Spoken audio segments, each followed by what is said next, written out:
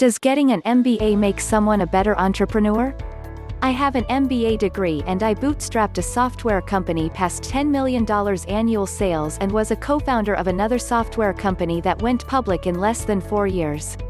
And the truth is neither yes or no, but somewhere in between. The value of the MBA depends on who you are, what you want, what other options you have, what you give up, and where you are in career and the more important rest of your life, like relationships, having children, etc. My MBA degree made a huge difference to me as entrepreneur. I would never have managed without the general business knowledge I got in business school. Having a good basic idea of finance, marketing, product development, and organizational admin was essential to me. It changed my risk factors from too high to acceptable. I set out to build my business on my own without any savings or any investors, and while being the sole income for my family. At that point we had 4 kids. Knowledge, in my case, reduced risk. So that's a direct link to this question of whether having an MBA helps. I'm just one data point, but still. My experience is real. For the record, my MBA wasn't easy. It was a lot of sacrifice and a lot of risk. I did it at Stanford while married with 3 kids and paying my own way by consulting, supporting my family, without scholarship help. I quit a good job to do it, turned down a transfer from Mexico City to Hong Kong, which I had wanted for years. And I'm very grateful to my wife, who encouraged me to do it, and promised me she'd stick with me even if I failed. One important factor for me, which might be relevant for others, is that my MBA experience was rooted in the objective of changing careers. I wanted to change directions, not continue in the direction I'd been going. I'd been a business journalist and I wanted to move out of journalism to business. I didn't want to write about it, I wanted to do it. Another factor for me that might help others is I didn't expect magic. I was already 31 years old, married 9 years, father of 3. I didn't expect to learn leadership, when and how to take risks, or how to deal with people, i.e. empathy, in a classroom. What I did expect to learn was the intricacies of finance and cash management, accounting, marketing, some sales, I've always hated sales, some product development, decision sciences, and basic analysis. However, please don't misunderstand me. I'm not saying that the MBA is good for every entrepreneur or any specific entrepreneur or you, specifically, as you read this answer. I am saying that it was extremely good for me, in my case, and might be as well for somebody else in similar circumstances. Can you afford to do it? Do you have the time?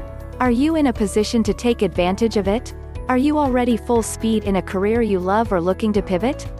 All of these factors are important. Oh, and some other things. There's no doubt that times have changed, and that the relative value of an MBA degree in 1981 is less than it is now.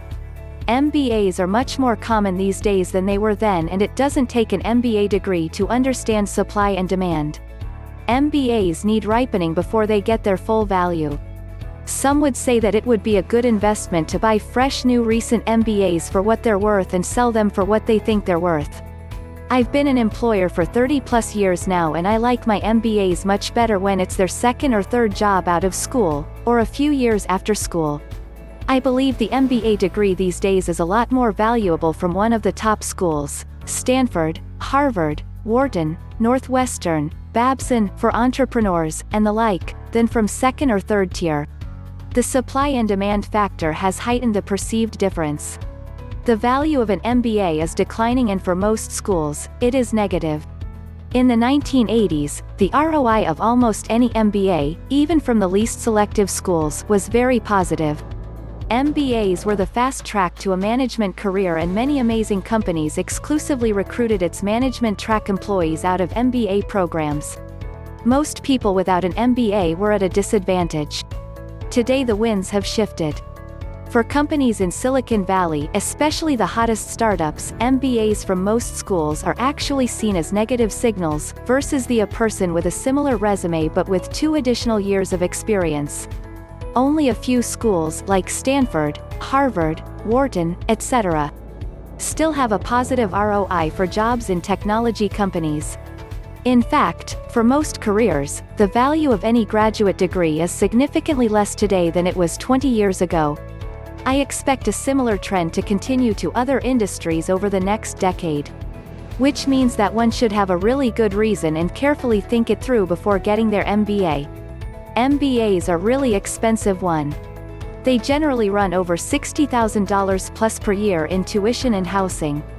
2. They take the person out of the workforce during the core growth years of their career.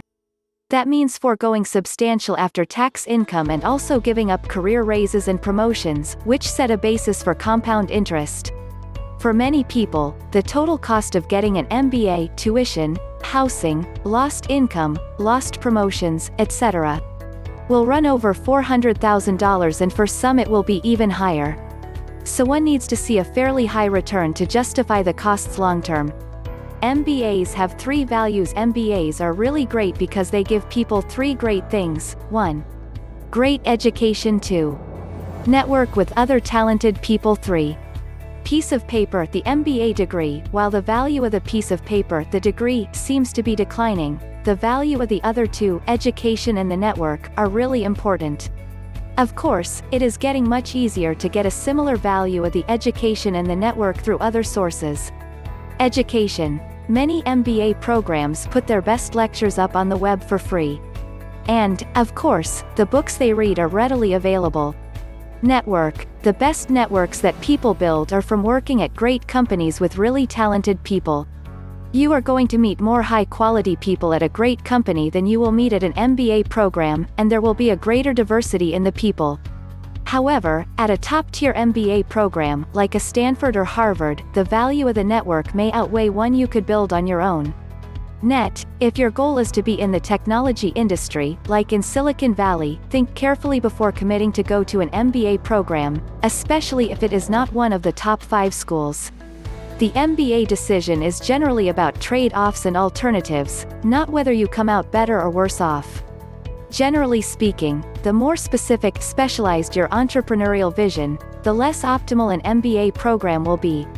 It is unlikely you come out a worse entrepreneur, except for a few pitfalls I highlight below, but if your entrepreneurial vision is clear and specific, there are likely better alternatives to an MBA program. I am an entrepreneur with an MBA, and my MBA has definitely made me a better entrepreneur. Specifically, the MBA gave me 2 critical skill sets which I use every day: resource management and technical skills. Getting an MBA from a full-time program at a top-tier school can be an ass-kicking. You have a million things to do, very little free time, a diverse set of responsibilities, autonomy, new and difficult challenges, and a good amount of uncertainty about the future. I experience all of these things regularly as an entrepreneur, and am more equipped to handle them because of experiencing them in the context of my graduate program. Additionally, my MBA exposed me to a number of technical skills, particularly in finance, that I had little experience with before. Obviously, I could have learned these skills through real-world experience as well, but this path worked for me as I learned from outstanding, experienced professionals in an environment that challenged me to understand the fundamentals. These skills come in handy on a daily basis as well. Further, one additional benefit is the network.